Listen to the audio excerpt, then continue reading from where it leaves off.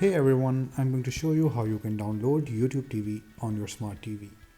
You can open the Google Play Store on your smart TV and you can go on the top search bar and type YouTube TV.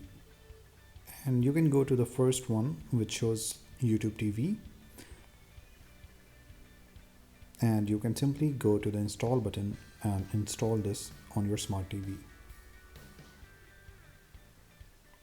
And when your YouTube TV is installed, you can simply click on the YouTube TV application and open the application. And when the application is opened, you can go to the top right corner and go to the member sign in button.